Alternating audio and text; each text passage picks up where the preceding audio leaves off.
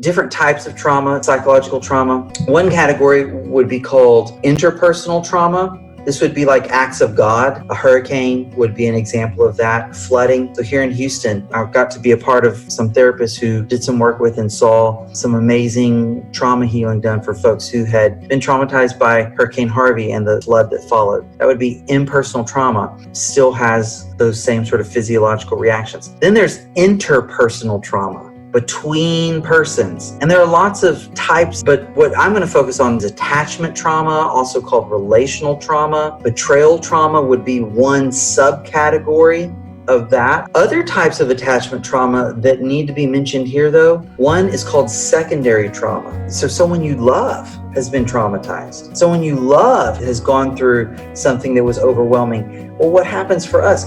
We feel the overwhelm as well. There's not a parent out there, I'm sure, who has an experience where your child experiences something overwhelming and you yourself feel the overwhelm.